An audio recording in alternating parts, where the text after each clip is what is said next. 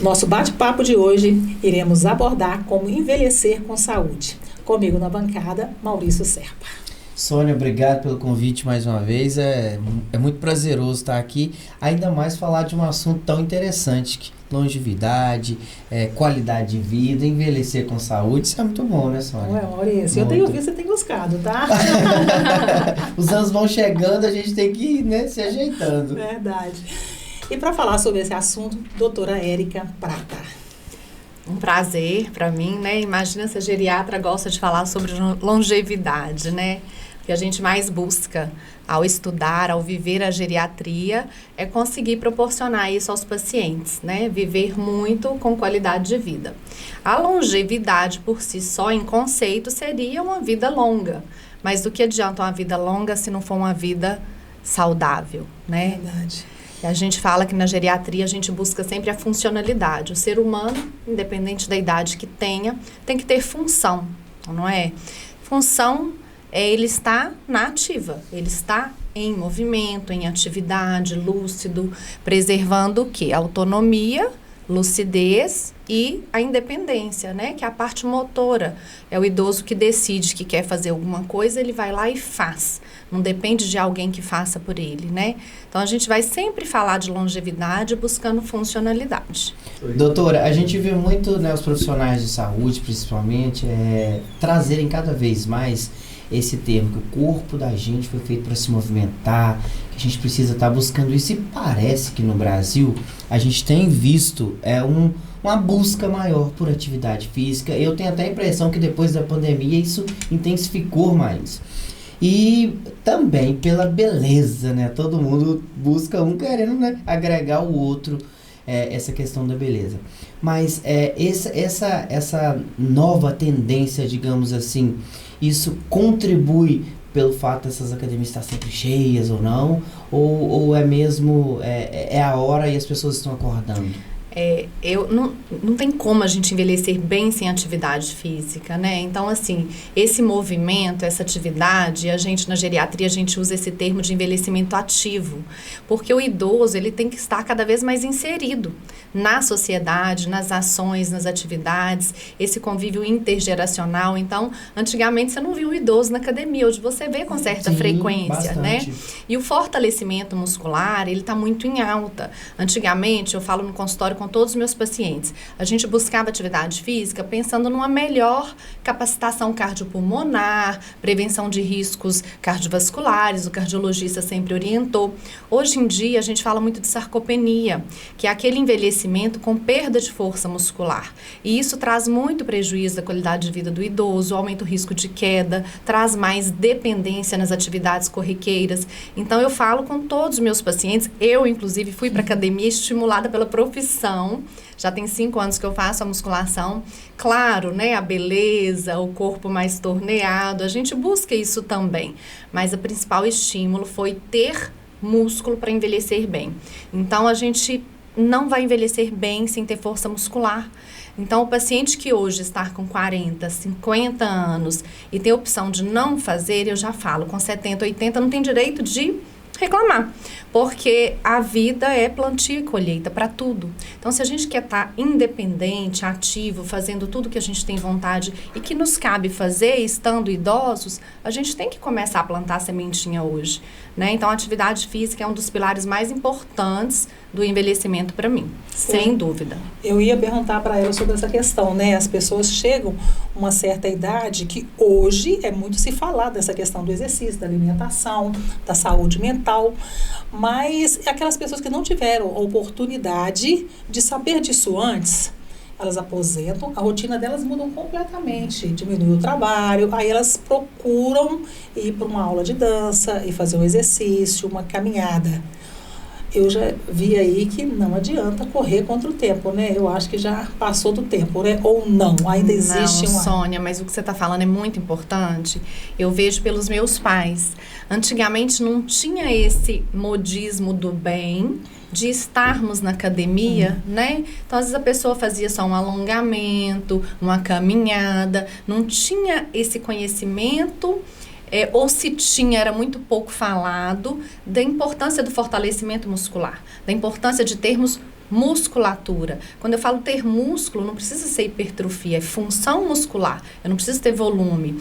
Então, a geração que hoje está no meu consultório de 60, 70 e 80 anos, é uma geração que, quando jovem, fizeram pouco fortalecimento muscular, a não ser as pessoas que sempre foram atletas, que sempre jogou bola, mas ainda assim eu tenho pacientes que foram atletas, que jogaram vôlei, futebol e que lesionaram, porque naquela época era só o esporte e não preparava para fazer aquilo. Sim. Então hoje um esportista não tem que fazer um fortalecimento muscular para dar conta daquela função enquanto esporte sem lesionar. Então essa consciência do fortalecimento muscular é uma coisa nova. Esse termo sarcopenia na geriatria também não é de um tempo para cá. E aí que a gente fala de sarcopenia, que é a falta da força e da função do músculo. Aquele idoso frágil, a fragilidade, que diminui muito a qualidade de vida, aumenta a dependência desse idoso nas atividades do dia a dia, aumenta a morbimortalidade do idoso. Então, esse fortalecimento muscular, ele é uma situação nova, mas ao mesmo tempo emergencial. Então, a gente não tem muita opção, temos que fazer. E aí? E esse idoso? Eu já encaminhei paciente de 99 anos para fazer fisioterapia com esse objetivo de fortalecimento muscular. Então, sempre dá tempo de melhorar, sempre. Então, o idoso pode estar naquela condição sarcopênica, de inatividade, de falta de energia. O que vai melhorar não são as vitaminas e os remedinhos prescritos pelos colegas ou pelos próprios geriatras, é o exercício. Então, eu uso outra fala também, que não tem nenhuma situação de nenhum idoso que contraindica o exercício. Ele precisa ter uma avaliação médica para saber qual exercício ele precisa fazer, respeitando a condição de base dele, as comorbidades, né, a situação, para que ele não faça qualquer coisa. Então, eu não posso falar com o paciente idoso, você tem que fazer exercício, não. Tem que avaliar, fazer uma avaliação direcionada a ele, individualizar a situação de saúde desse paciente para poder indicar para ele o que eu considero ser... Alguma coisa tem que dá para fazer. Sempre, sempre. E aí vai muito também do gosto da pessoa, né, Érica? Por exemplo, um gosta de malhar, o outro gosta de caminhar, o outro gosta de correr. E tem aqueles que não gostam de nada, mas tem que fazer. Eu acho que caminhando junto aí com essa... Hoje a gente tem muito mais acesso à informação do que antes, fato. E a gente fala muito de qualidade de vida e a alimentação também vem muito ali relacionada a esse assunto, né? Hoje, assim, a gente come errado. Por que que é? Porque informação, né? Os profissionais de saúde têm muito mais abertura para falar sobre isso. E a alimentação com mais qualidade também está sendo muito pregado, né? Muito. A gente tem muitos pilares do envelhecimento, né? Não tem uma fórmula... anti-aging eficaz. Eu não tenho uma cápsula, uma fonte da juventude. Uma pena, digamos, de massagem, né, Sônia? Uma pena. Então, assim, pra gente envelhecer bem, é o conjunto da obra. Então, a gente tem que ter uma alimentação saudável. Hoje, a gente preocupa muito no idoso com aporte proteico. É claro que cada caso é um caso. Tem alguns idosos que têm problema renal crônico e eu tenho que reduzir a proteína desse idoso. Mas, respeitando as exceções, sempre individualizando o cuidado com o paciente, eu preciso preocupar, porque o idoso, ele vai tendo cada vez mais uma preferência por carboidrato, por alimentos mais adocicados, com um conteúdo nutritivo pior, um aporte proteico menor. Isso é fisiologia, né? Vai perdendo o paladar para alguns alimentos. Então, a gente precisa sempre procurar saber. Alimenta bem? Sim. Mas come o quê? Em qual quantidade? Quais horários? Porque a alimentação é de extrema importância, né? Não adianta eu falar com esse paciente que ele precisa fazer o exercício se ele não come quase nada de proteína. Qual o ganho, né? Então, assim, uma coisa caminha junto com a outra. Atividade física, alimentação saudável e tem muito mais coisa que a gente precisa fazer. Quando você fala de alimentação, a gente tem aqueles vilões, né? Que é o sal, o açúcar, que mais? Açúcar faz mal para todo mundo, né, gente? É gostoso, docinho, é gostoso, mas a gente tem que restringir. Olha, que eu coloco nas orientações, vamos padronizar, tá, Sônia? Não vou... Porque, como eu disse, cada indivíduo é único, mas o que vale para todo mundo? Evitar excessos de açúcares, evitar frituras e alimentos gordurosos, excesso de condimentos, né? Esses temperos já industrializados, né? O caldo quinol, o sazon, os embutidos, né? Um salaminho. Essas coisas mais industrializadas, mais temperadas. Então, tentar no dia... E essa é uma dica que você fala, Érica, pra vida, né? Pra qualquer idade. Pra qualquer idade. É que você disse, o plantar que vai colher. Então, gente, e assim... o que você quer colher, né? E assim, a geriatria, é para o envelhecimento, não é para o idoso. Então, as pessoas que querem planejar o envelhecimento, se eu quero estar bem aos 80, aos 70, eu começo aos 40, aos 50. Porque, veja bem, o resultado, né? O envelhecimento é o resultado de como foram seus hábitos de vida, as suas escolhas. Se tiver uma genética boa, ajuda demais, né? Então, o envelhecimento bem-sucedido, ele é o resultado mesmo, né? De tudo, das escolhas que a gente faz hoje. Você falou também da questão do sono, que é ideal também, né? Dormir muito não quer dizer que é dormir bem, né? Não. Na verdade, aquele idoso que dorme muito, que tem hipersonia, nossa, o papai e a mamãe dormem a noite inteira e chega durante o dia e continua dormindo. Pode ser um distúrbio do sono. Então, veja bem, se eu durmo bem à noite, se eu durmo a noite inteira, essa bateria teria que ser recarregada. Então, aquele idoso que acorda com sono, que em qualquer momento do dia está ali pescando, cochilando, ele pode ter transtorno do sono. O principal é síndrome da apneia do sono. E isso, assim, impactua de forma negativa para o envelhecimento de forma absurda. Então, assim, é mais recente, né, de 10 anos para cá, tem descoberto a importância do sono. Porque dormir não é fechar o olho e acordar. Tá bem? O sono tem toda uma arquitetura e a gente precisa ficar um tempinho naquele sono profundo, que é aquele sono que descansa, onde eu tenho aquele profundo relaxamento de todos os músculos do corpo, e é o momento onde descobriu-se que acontece aquela limpeza do cérebro, que é o sistema linfático. Esse sistema linfático tem se descoberto uma associação imensa da paciente que não dorme bem, que não atinge de forma adequada esses estágios de sono profundo, com demência, por exemplo, com piora cognitiva.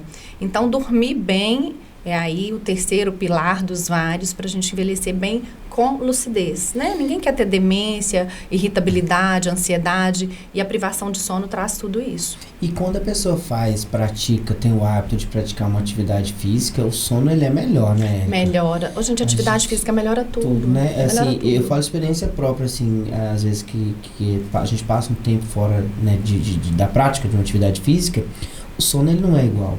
E hoje a gente, infelizmente, a gente conhece muitos amigos, colegas e muitas histórias de gente cada vez mais jovem tendo que utilizar de algum medicamento para dormir. Isso é uma pena, né? Porque às vezes é o caminho mais fácil, é o caminho mais rápido, né? Então, a gente nunca pode esquecer da higiene do sono.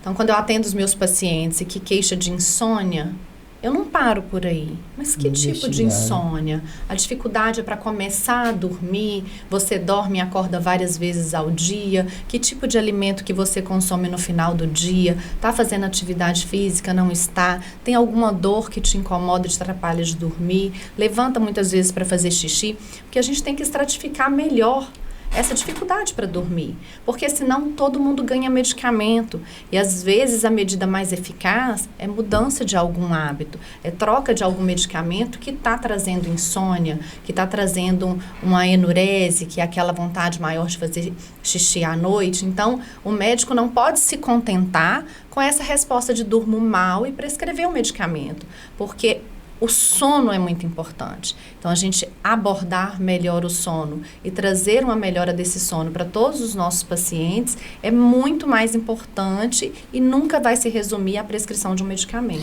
E não tem nada mais gratificante que ter uma boa noite de sono, acordar no outro dia, né, Sônia? Com aquela energia, pronto para começar. Porque muitas das vezes eu acho que faz com que as pessoas procurem talvez o remédio que é mais prático.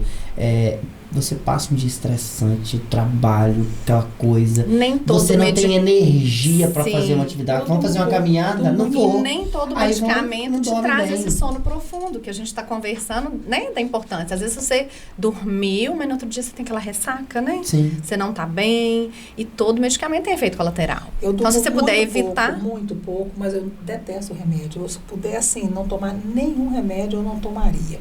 Você falou sobre a questão da genética. A genética, a gente vê que predomina muito o corpo, a mãe é magrinha, a filha é magrinha, o envelhecimento em determinadas pessoas é mais demorado. Você vê uma mulher, às vezes, de 50 anos, 60 anos, você não dá os 50, 60 anos. Mas na perda óssea, a genética ajuda também? Ajuda, né? A mulher tem muito mais perda óssea do que os homens, por causa da menopausa. Então, mulher, 10 anos após a menopausa, todas têm que investigar a osteoporose, né? É uma doença, é uma condição mórbida muito comum nas mulheres. Nos homens, a osteoporose passa a ser mais comum após os 80 anos. Mas eu sempre me preocupo com a saúde óssea de qualquer paciente idoso. Algumas situações aumentam o risco de osteoporose. Uso de corticoide, paciente que é diabético, paciente que tem doenças autoimunes inflamatórias, artrite reumatoide e outras. Então, assim, a preocupação com a saúde óssea, ela é bem importante. E o que você disse, eu falo que a gente não tem uma idade só. A idade cronológica é a data de nascimento que está no seu documento. Mas a gente tem a idade biológica, que é aquela que a sua célula mostra. É aquela que a pessoa olha e fala, nossa, você já tem 60 anos, está com carinha de 40. Que é aquela pessoa que traz aquela juventude. É isso aí. E a pessoa às vezes traz a juventude, não só fisicamente, porque a forma como a gente vive, a forma como eu me porto, o meu humor, o meu comportamento, isso tudo vai falar sobre mim. Então, a gente pode se sentir e, de fato, ser muito mais jovem do que a nossa idade cronológica, né? E a idade psicológica, a idade que você se sente, e essa né? aí passa muita energia e muito do que você quer passar. Isso aí é outra coisa tão importante para envelhecer bem, né? É trabalhar esse bem-estar, é ter uma vida social ativa, ter um engajamento na sociedade, estar buscando ser feliz. Problema, eu não falo que todo mundo tem, mas todo mundo já passou, né? Todo mundo tem. Mas antes eu usava essa frase, problema todo mundo tem, um sabe lidar melhor que o outro, a resiliência, a palavrinha da moda, de fato a gente encontra pacientes muito mais resilientes, que com todo o sofrimento da vida tá sempre com um sorriso, um otimismo, mas não digo que tem, mas eu falo que todo mundo passa. E eu acho que o pulo do gato, o desafio maior é a gente saber passar pelos problemas.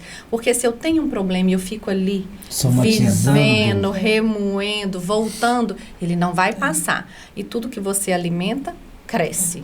Então, o problema que é alimentado, ele vai crescer e ele vai tomando conta de você, né? Então, a gente tem que trabalhar. Aí, para você estar sempre com esse otimismo, eu acho que a espiritualidade ajuda muito, sabe? O trabalho da fé. Não falo de religião. É a espiritualidade, o auto-amor, a autoestima. Alguns trabalhos mostram que a respiração, a meditação te traz para o seu eu e isso pode ajudar. Eu sou extremamente agitada, né? Vou precisar fazer vou precisar aprender, né? E a gente tem que começar a ter umas válvulas de escape mesmo, né, Sônia? Existe algum exercício, quando a gente fala lá da perda óssea, né? Que é mais indicado? Tem. É o fortalecimento muscular, o exercício resistido. Toda vez que você fortalece o músculo contra uma resistência, isso aí é a musculação, o principal exercício, estimula a formação óssea.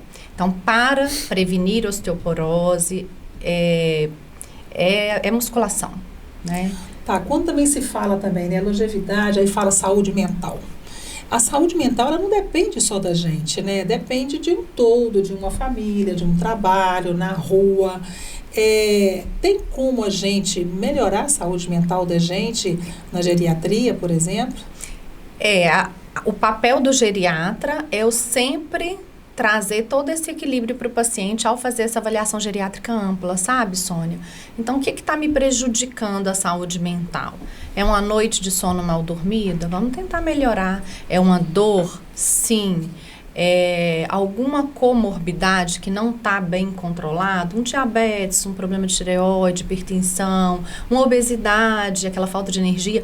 Então, a tudo você vai trazer uma solução e na hora que a gente entra nesse equilíbrio, o paciente vai ter essa sensação de bem-estar.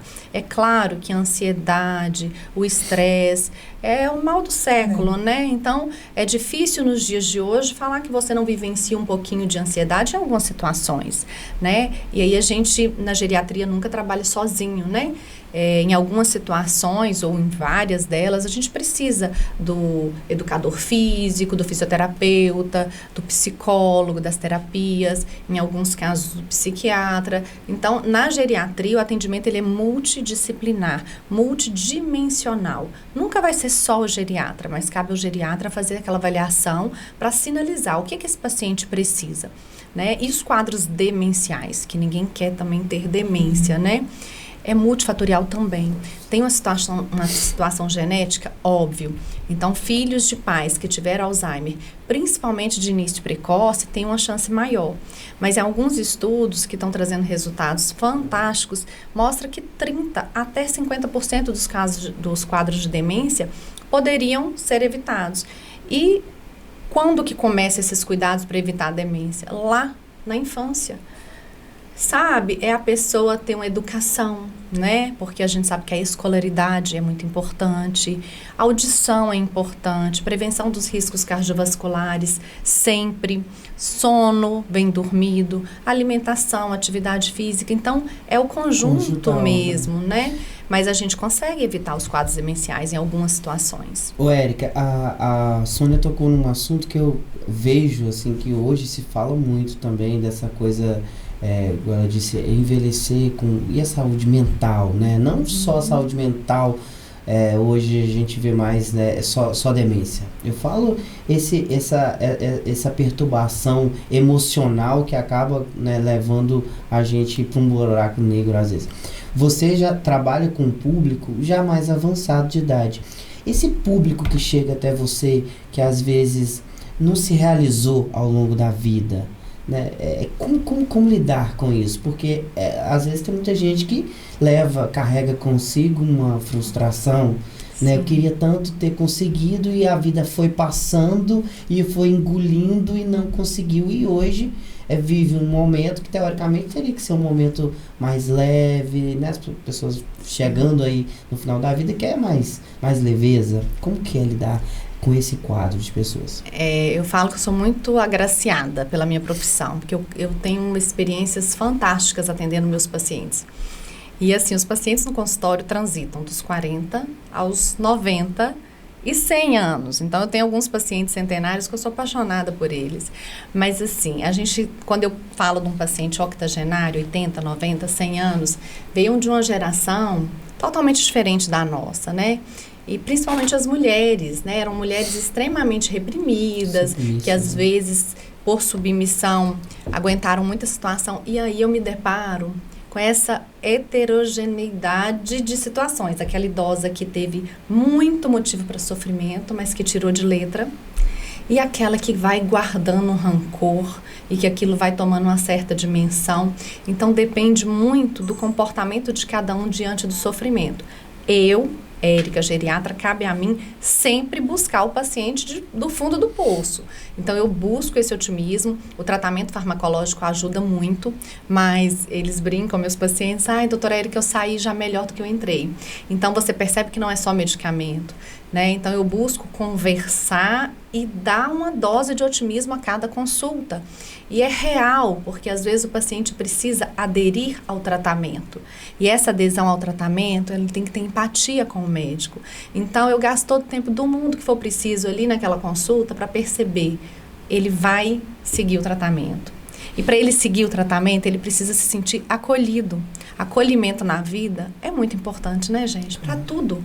Né? Num novo emprego, se você é acolhido por um colega que já está lá, o acolhimento do pai, da mãe, do melhor amigo no momento de angústia.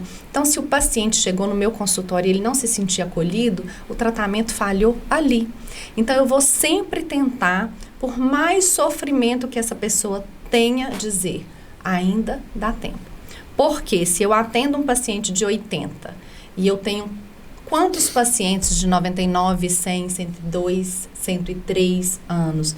Então, eu falo, olha, se for da vontade de Deus e se a gente fizer tudo direitinho para preservar ao máximo a sua saúde, a gente tem uns 20 anos pela frente ainda. Bora, dá tempo, vão ser felizes. Não foi até os 80, mas dá tempo. Então, eu tento buscar isso, porque tudo pode ser melhorado e tudo pode ser piorado. Depende de você.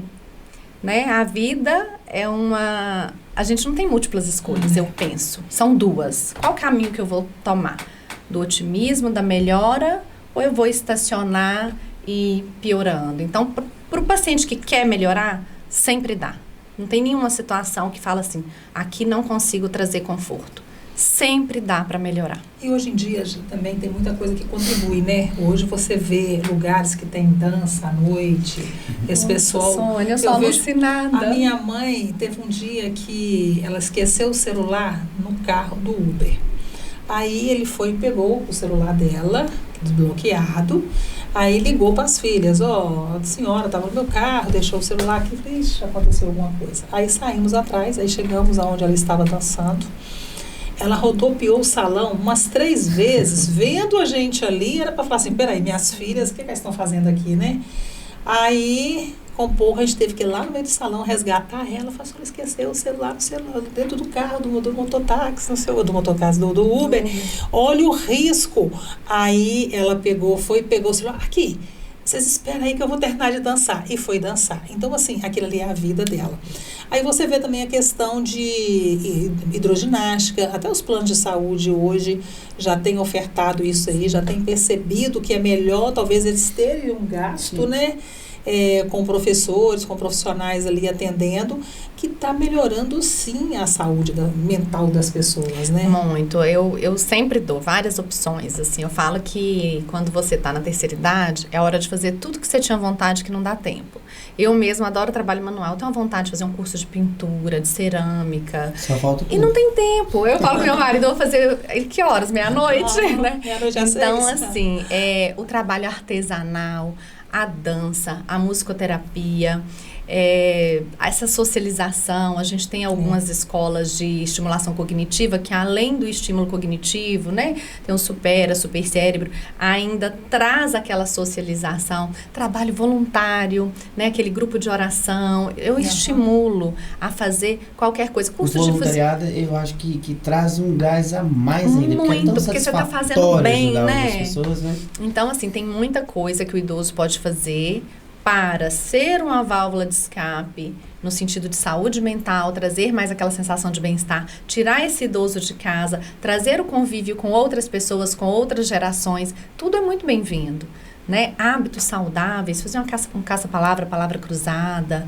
né? Pintura, colorido. Então, gente, menos ficar na poltrona da sala, cochilando o dia inteiro sem fazer nada. É fácil estimular alguns idosos? Não, tem uns que são mais difíceis, mas é possível e a gente tem que tentar, porque essas coisas todas que a gente está falando, que não se resume a comprimido, a medicamento, no final eu acredito muito mais no resultado, sabe, do que apenas o tratamento farmacológico. O tratamento farmacológico é importantíssimo, mas assim, as medidas não farmacológicas, tudo isso que a gente está conversando é tão importante. E você vê, por exemplo, você trabalha com idosos de 100 anos, com pessoas de 50, 40, isso. E você também tem acesso a esse grupo novo que está vindo aí de 10, 15, 20 anos. Você consegue visualizar, já que é a sua área profissional, essa mudança de comportamento? Você acredita que no futuro aí, Pietra, que está pequenininha, tem 5 anos, eles vão viver aí um envelhecimento diferente? Eu acredito. Eu não vou nem falar desses que tem 100, porque esses que tem 100, a grande maioria ainda tiveram uma vida às vezes mais saudável do que uns de 50, uma vida ativa, né? As coisas eram mais difíceis, mas para se trabalhar e para correr atrás exigiam mais deles. E esse grupo aí, eu acho que dos 30 aos 60 de agora está um pouco mais... A longevidade, gente, é um caminho sem volta, né? Então, hoje eu tenho expectativa de vida de 76 anos. Parece que em 2100 vai ser de 88. Hoje, idosos corresponde a 15% da população naquela pirâmide etária. E 2030, se não me engano, não, 2050, vão ser 30% de idosos. Então, o envelhecimento, a longevidade é um caminho sem volta. O desafio maior é que a gente consiga longevidade com qualidade de vida. Então, no Brasil, a gente está envelhecendo a população. O país está em desenvolvimento. O problema é que a gente está tendo um tanto de idoso com comorbidades, com doenças, com demências, com situações que trazem o quê? perda, piora da qualidade de vida, aumento do custo, né, para a saúde pública. Então, o desafio é continuarmos envelhecendo a população, porque isso é sinal de desenvolvimento, mas com mais qualidade de vida. Para a geração que vem aí, a luta maior é a gente conseguir conscientizar que são hábitos de vida, né, porque é uma população é uma população muito imediatista e tem um modismo, tem uma forçação de barra da indústria farmacêutica, inclusive de alguns colegas que querem simplificar como se a suplementação vitamínica, as fórmulas, quanto mais vitamina melhor, não é por aí, né? A gente está aqui conversando há quanto tempo? Não falamos de vitamina, falamos de alimentação, de atividade física, vida social ativa, uma noite de sono bem dormido, um convívio, né, na sociedade. Então, a gente precisa conscientizar essa população que está vindo aí do que é certo fazer. Exige esforço, mas não seria diferente, eu penso, né? E o quanto mais antes, né, doutora? A questão da saúde mental, Maurício, eu falo assim que eu só tomei consciência disso agora, depois de ser avó, que a partir do momento que você engravidou e teve o seu filho, a sua vida, ela muda por completo. Você continua com todas as funções que você tinha até então, de mãe não, de esposa, de filha, de ter um trabalho fora, de igreja, aí você ainda vem a criança. E tudo muda. E você consegue colocar tudo no lugar e aquilo ali tem um desgaste mental muito grande e a gente não percebe isso, né?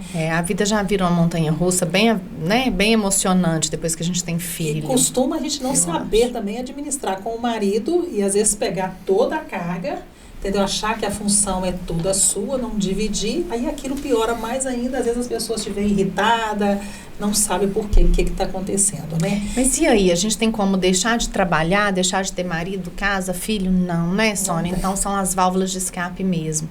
Gente, estou morta de cansado, mas eu vou lá fazer uma atividade física, que eu sei que a sensação de bem-estar, depois, vai vencer a do cansaço, né? Então, o que a sua mãe fez, a dança para ela, gente, é um refrigério. Então, ali ela sai nova. Então, a gente precisa compreender que na rotina, que às vezes a rotina toma conta da gente, né? A gente precisa ter hábitos saudáveis, momento de pausa, que a gente consiga se acalmar, respirar, reabastecer daquela energia e cair no batente de novo. Você sabe o que acontece muito, Maurício? Eu não sei se você já percebeu isso.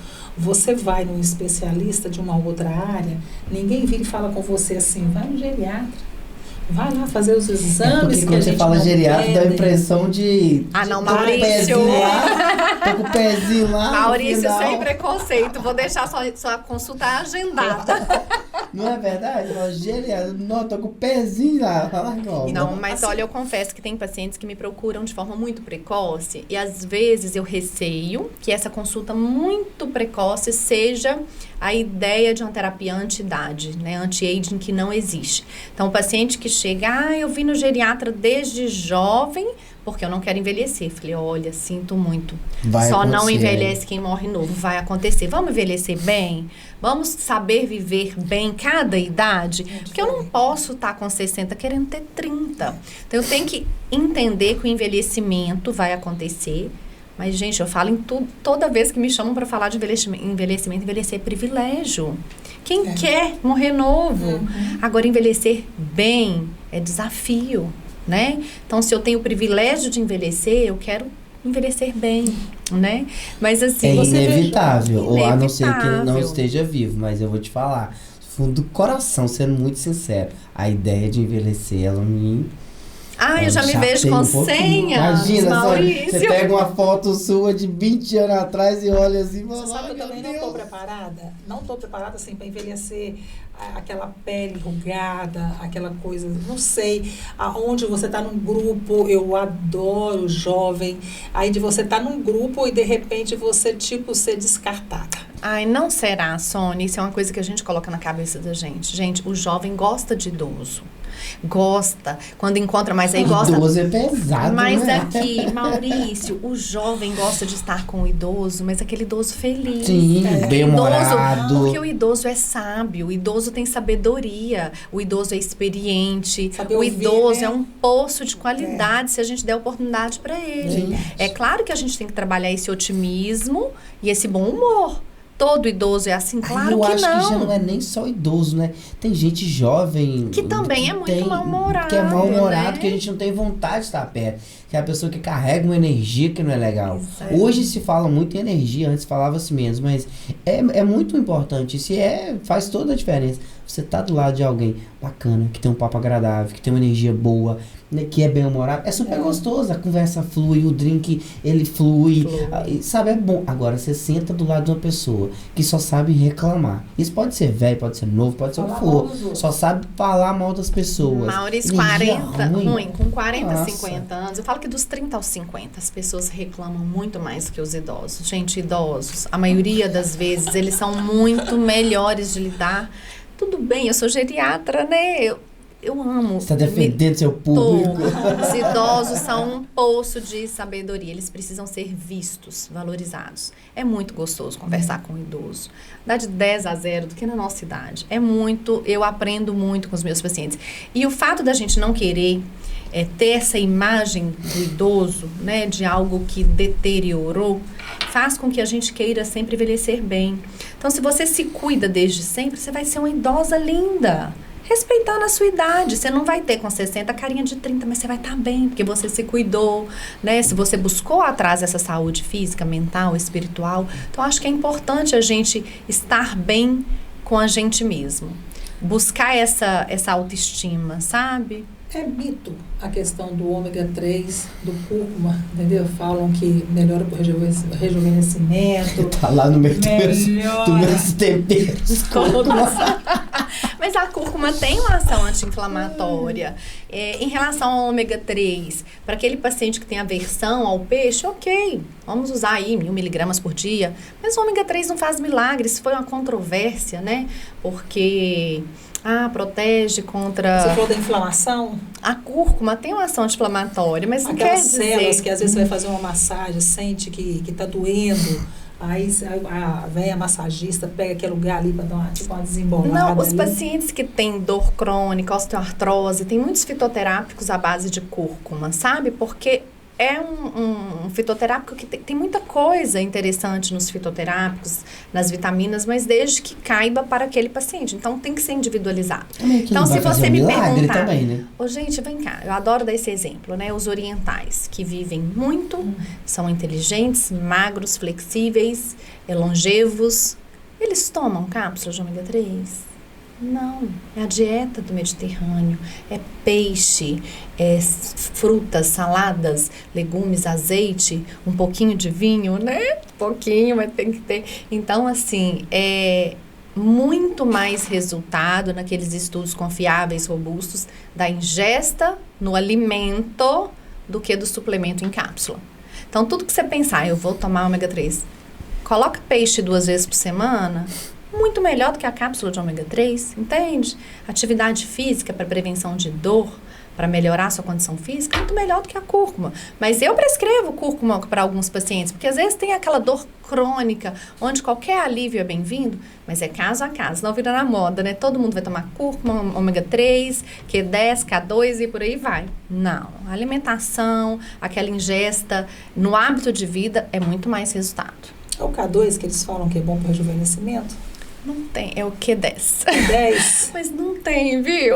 Eu vou te falar que se você não fizer tudo isso que a gente tá conversando, pode tomar Q10 a vida inteira, Sônia. Teve uns 5 anos atrás que eles tinham uma cápsula da beleza. Que você fazia já manipulado, era cabelo, Maurício, unha. você tinha que ser o dono dessa cápsula para ganhar muito dinheiro.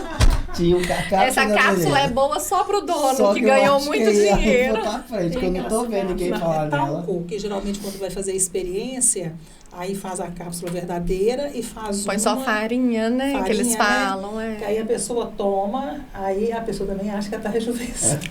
Efeito placebo. Efeito placebo, né? Vai da intenção. Eu acho que, por exemplo, você falou aí da cúrcuma, como tem outros também outros produtos que usam como tempero natural. Eu acho super válido, por exemplo, abona aí um caldo quinó, um sazon e passa a usar isso. Claro, aí, é o sim, açafrão, né? açafrão, Onde a gente não sei o quê, encontra isso. Enfim, isso eu acho legal. Agora, vou tomar cúrcuma e semana que vem, 10 anos mais jovem.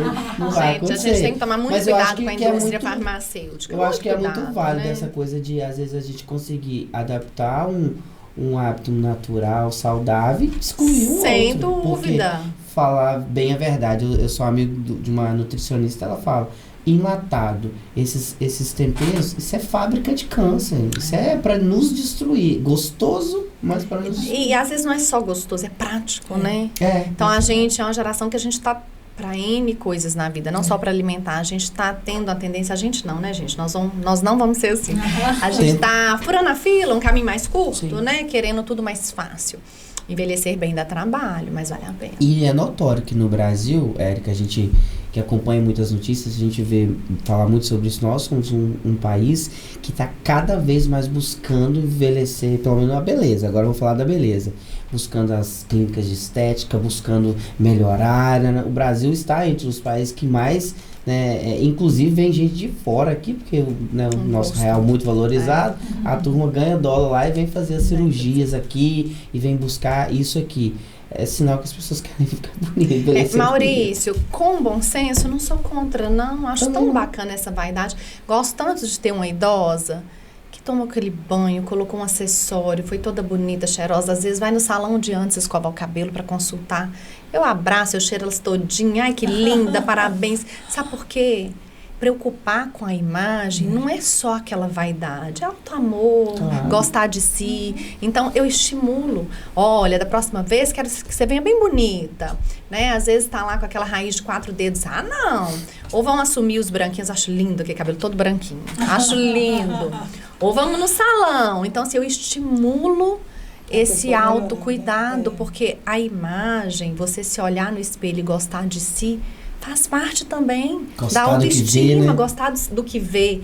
Então, eu falo muito com as filhas. Às vezes a gente tem paciente num quadro demencial já moderado, que não tem aquela lucidez de falar, eu quero arrumar o meu cabelo, eu quero fazer as minhas unhas. Mas aí eu falo com as filhas, como que ela sempre foi? Ela sempre foi muito vaidosa? Sim. Marca o cabeleireiro, faça as unhas, porque toda vez que ela se vê no espelho, a chance dela agradar e reconhecer com mais facilidade a imagem dela própria é grande. Então, a gente sempre busca manter a característica do que o idoso teve a vida inteira. Então, veja você, sempre muito saudável. Você já tem que falar com a Rayane. Rayane, minha filha, você deixar uma velhinha feia, você me leva no salão. Uai, mas não é? Porque aí não importa a sua idade, você vai estar sempre bem compatível com a época, né? É verdade. Nós falamos sobre a questão do exercício, do dormir, da alimentação e a água. Nossa, importantíssimo. O rim é o órgão que envelhece independente de qualquer doença. Então, se eu tiver um idoso totalmente saudável, sem nenhuma comorbidade, é difícil, mas é possível, tá? Idosos totalmente saudáveis. Eu tenho que ter uma preocupação com o rim. Porque o rim, ele envelhece. Então, o rim, ele vai ter uma função menor, independente de qualquer problema de saúde, somente com envelhecer. Então, água para idoso, e o idoso não tem sede. A gente, fisiologicamente, acontecem algumas transformações no organismo, que não são doenças, né? A senescência, o envelhecimento do corpo, e com isso diminui a quantidade de músculo, diminui a quantidade de água e tende a ter uma lipossubstituição. Então, mesmo o idoso magrinho, com 80 anos, ele tem menos músculo, menos água no organismo e um pouco mais de gordura infiltrada ali na musculatura dele. Então, é como se a célula já acostumasse com aquele estado de hipoidratação. A gente brinca que a célula do idoso já está acostumada com menos água, então ele não tem sede. O idoso tem muito menos sede. Beber água para o idoso é muito mais difícil do que para um paciente jovem. Então, eu falo com a família que tem que dar igual passarinho. Então, tem que ter aquela garrafinha do idoso, 2 golinhos o tempo inteiro, estimular a beber aí. Se for um idoso bem idosinho, pelo menos 1,5 litro de água. Quando é um idoso mais jovem, 65, 70 anos, não. Vamos beber 2 litros, o máximo que conseguir. Porque a água melhora o metabolismo, melhora o funcionamento do intestino, melhora o funcionamento renal. É bem importante. Então, O idoso muito bom. chega uma hora que a pele, ela fica muito fina, Fica mais adelgaçada, mais frágil. Aquilo ali é próprio da idade ou talvez foi uma falta de cuidados, Sônia, água, creme? Nessa senescência, que é esse envelhecimento fisiológico, já tem aquela tendência de uma pele mais fina, mais frágil, mais ressecada, tem fragilidade capilar, que é aquela situação que qualquer fácil, coisinha né? Fica roxo. Muitos deles ainda usam antiagregante plaquetário por risco cardiovascular, por situações mórbidas prévias, né, doenças prévias. Mas a gente tem que orientar. Então tá lá, eu tenho uma folhinha de orientações que é desse tamanho. Então, tem que hidratar bem o corpo com um bom hidratante todo dia depois do banho. Você quer ver os homens seguir essa orientação? Porque a mulher ainda tem o hábito de se hidratar, cuidar da pele. Tem homem que passou a vida inteira e nunca hidratou a pele. E idoso precisa hidratar a pele. Aquela pele ressecada, vai ficando descamativa. A principal causa de coceira, de prurido cutâneo no idoso é o ressecamento da pele. Aí vai aumentando o risco de lesões, de infecções. Então, tem que passar, tem que hidratar a pele. Você vê muito idoso com o pé inchado, mão inchada, às vezes você aperta, está inchado. O que é aquilo? É falta de uma vitamina B12? Não tem como eu generalizar, porque o edema nunca é fisiológico, nunca tem um edema que é normal. O inchaço, o edema tem que ser visto. Pode ser uma desnutrição, uma falta de albumina, e aí acaba que deixa a perninha. Eu uso o exemplo, né? Não é só idoso. Como é que são os menininhos da Somália, né? Aquela barriguinha, os pezinhos inchados, mãozinha inchada. Então, a desnutrição causa edema. Problema renal causa edema. Insuficiência cardíaca causa edema. Um hipotiroidismo descontrolado causa edema. Então, alterações de circulação venosa, arterial. Então, a gente tem que olhar. O idoso que incha tem que passar por uma avaliação. Algum problema tem por Alguma trás coisa daquele tem inchaço, por né? trás ali. E é uma pena, né, Maurício? A gente só tende a procurar um especialista Quando a coisa aperta, né? quando você já está com uns quilos a mais, quando você está cheio de dores, né? Aí que é o... Ô, Sônia, a gente tem que mudar isso. O que a gente precisa fazer para a geração que está vindo aí é mudar isso. Médico não pode ser visto, médico nenhum, não é o geriatra, qualquer médico, não pode ser atrelado à doença. O médico, a imagem do médico, a função do médico tem que estar associada à saúde. Prevenção. Então, eu vou ao médico porque eu não quero ter doença. É a prevenção. A gente tem que trabalhar nesse estágio inicial. Sim. Porque a gente tem a prevenção, o tratamento, quando a doença já está instalada, né? E tem a otimização de um quadro, às vezes, que não tem cura, mas que sempre pode trazer alívio, conforto, né? Que é o terceiro estágio. Então, assim, se a gente puder não adoecer, é tão melhor, né? Que esse terceiro estágio seja o mais leve possível, né? É a Com mais qualidade reabilitação. ali possível, né? Né? Prevenção, tratamento e reabilitação. Reabilitação, eu já estou correndo atrás do prejuízo. Eu já estou tentando otimizar algo que já sofreu ali, né? Eu já tive uma perda, mas eu não quero perder mais, eu quero recuperar o quanto eu posso. É a reabilitação. Faço muita reabilitação. Às vezes chegam os idosos com muitas comorbidades, mas sempre dá para melhorar. Morrer todos nós vamos, né? Mas que seja com saúde e com independência, né? Porque realmente ficar dependente depois de uma certa idade é complicado. Não é fácil, Sônia. Assim, a gente às vezes não tem esse privilégio, mas se a gente faz tudo direitinho, a nossa chance maior de colher esse fruto é grande, né? Tem plano de saúde, doutora? Geriatria? Deve ter. Lá no consultório eu não atendo o plano, mas por quê?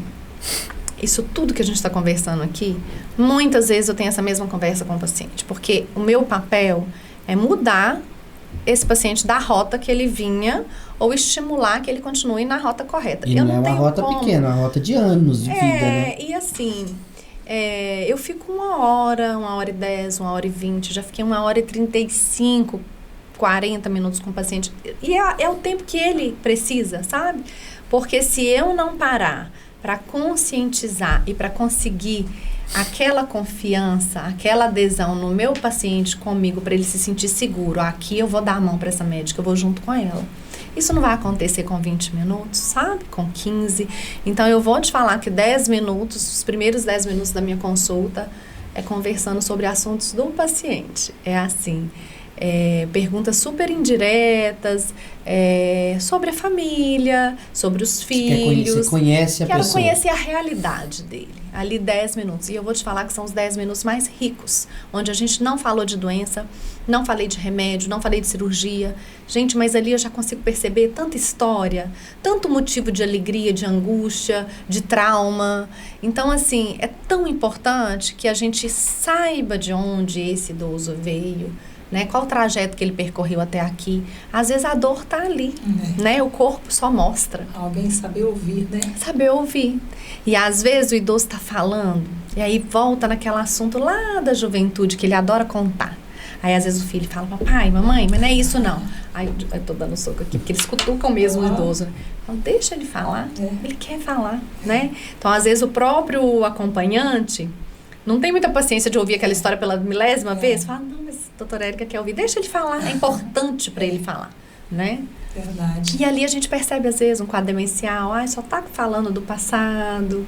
Às vezes contou uma historinha no início da consulta. Como a consulta é demorada, ele repete a mesma história. Então, tudo é oportunidade para mim conhecer meu paciente. Né? Essa consulta longa, ela é riquíssima. Tem que ser psicólogo personalizando também, né? ali o atendimento mesmo. Individualizando, Bacana. a gente usa Muito esse bacana. termo. O tratamento tem que ser individualizado, Maurício. Senão Cada não com funciona. uma história, com uma Se situação. você colocar tudo num pacotinho, um tratamento padrão, não funciona. Né? Na verdade, é particular, mas quando se pede aquela relação de exames, que muitas das vezes não são poucos exames, o plano de saúde sempre Faz cobre, pelo né? convênio, exatamente. E é uma consulta, eu uso o termo, né? Sabe aquele caro que sai barato? Porque imagina você ter um médico que, querendo ou não, vai centralizar todo o seu cuidado.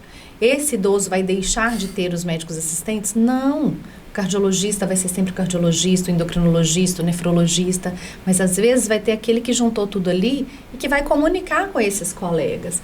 Então, às vezes, você não precisa ir de 3 em 3 meses em tanto médico, assim, né? Tantas receitas, tantos medicamentos. Então, o geriatra, ele não vai substituir os colegas, né? Que fique bem claro. Ele vai apenas ter um olhar mais multidimensionado, sabe? Quando você tenta centralizar tudo ali, individualizar o tratamento. E, às vezes, tem excelentes colegas, excelentes profissionais e que tá a prescrição tudo certa. Mas na hora que juntou a prescrição de um colega com do outro, não tá dando certo, porque aí deu ruim, né? Um medicamento interagiu com o outro, não só de interação farmacológica, ficou muito medicamento, resolveu o problema que cabia, mas tirou o apetite, prejudicou o sono, sabe? Sim. Ficou mais irritado. Então é importante essa visão, né, no idoso, porque o idoso costuma ter múltiplas comorbidades, múltiplas doenças, né? E se não tiver esse olhar mais holístico, né, do todo, a chance de ter problema é gigante. Qual que é a idade que deveria... A pergunta de milhões que eu falo é essa mesmo. Nós somos iniciar. Idosos no Brasil, né, ainda é após os 60 anos. Países evoluídos após 65. A gente tem que caminhar para 65. Mas procurar um tratamento. Eu acho uma idade boa para iniciar 50 anos por aí. Pô, tá Por quê? tarde, não? Olha, para fazer tudo certinho, a partir dos 30, 40, a gente tem que alimentar bem, fazer atividade física. Eu tenho 43, né? Claro, eu sou geriatra, mas eu já tento fazer tudo que eu prego, tudo que eu faço no meu consultório desde sempre. Mas assim, de sempre não. Lembra daquela conversa? Eu hoje, Maurício, me sinto melhor do que com 20 anos atrás. Sabia? Então a gente não pode achar que a gente está sempre melhor quanto mais jovem, não. Hoje eu me vejo melhor do que há 20 anos atrás. Sabedoria adquirida ao longo do Sim, você tempo, tem mais experiência. consciência. Há 20 anos atrás eu não fazia tudo de forma tão programada, planejada para mim mesma. Então, às vezes, fazia um tanto de coisa, alimentava mal, não fazia atividade física, não dormia direito, né? Fazia parte daquela idade, mas hoje eu me vejo mais centrada, né? E aí, Sônia, eu acho que as dicas que a gente, no fundo, a gente sabe o que é certo e o que é errado de fazer, né? Então, os jovens, aos adultos jovens com 30, 35, 40 anos, alimentar bem, fazer atividade física, tentar atividades prazerosas. Agora, ir ao geriatra, eu acho a partir dos 50 a idade boa. Eu tenho tanto de paciente abaixo de 50 anos, mas se a partir dos 50 você já começa a fazer o seu check-up anual com um geriatra, você já trilha o caminho do envelhecimento no sentido de aconselhamento e dos exames todos, que é importante você acompanhar uma vez por ano. né? Paciente mais idoso, né, 70, 80, 90 anos e que tem múltiplas comorbidades. Eu tento compensar aquele paciente para ele precisar ir em mim 2 vezes por ano, porque tem isso também. Às vezes tem colegas que querem que o paciente vai lá de 2 em 2 meses, 3 em 3 meses. Não, eu falo que minha consulta você vai lá 2 vezes por ano, se Deus quiser. Claro que pode precisar ir com mais frequência quando a gente ainda não estabilizou. Mas eu prefiro que o idoso invista o recurso que ele tem numa alimentação, que a gente sabe que não é barato alimentar bem, né? Num suplemento proteico quando ele está indicado, num fisioterapeuta, num educador físico, num psicólogo, num entretenimento. Então, atividades são caras. É a mesma coisa para quem tem filho pequeno. Você colocar numa aula de dança, numa aula de línguas, né, num estímulo cognitivo, terapia ocupacional, isso tem um custo. Um acompanhamento nutricional, comprar receitinha do nutricionista, isso tem um custo. Então, é muito melhor que o paciente tenha acesso a isso do que ficar no meu consultório de 2 em 2 meses, 3 em 3 meses. Então, o objetivo é estabilizar esse paciente para que ele precise o mínimo possível de mim. Você ensina o caminho, segura na mão no início e ele segue. E o médico, quando é bom, o paciente fica bem. Não precisa ficar indo lá no consultório, né? Boa, com certeza. Boa. Mas tem também a questão, vamos supor, da consciência, os que não têm consciência, né? Hoje, por exemplo, os meninos fizeram um lanche ali, eu cheguei, comi. Aí depois que eu comi, eu falei, que arrependimento. Tava tão gostoso, de repente. Aí você vira e fala assim, que arrependimento. Eu tenho essa mania, sabe? Assim, você acredita que até hoje eu não me disciplinei nisso aí? Eu vejo... Mas eu também não. Nossa. Você fica feliz se eu te falar que eu também não. A gente tem essas coisas, né? Ai, gente, igual que você quer ver quando eu viajo, eu me permito, numa quantidade, que eu falo, gente, comer o que eu quero, vou ser feliz. Mas você tem a genética da família magra, né? Ô, Sônia, mas sair um pouquinho da rota é vida, sabia? A gente não pode ser escravo de nada nessa vida, de nada. Então, se o idoso, o paciente... Quando eu falo idoso, gente, vamos começar então a pensar que é todo mundo, né? A mania por ser geriatra. Quando a pessoa faz tudo certinho, na maior parte do tempo, é esse o segredo.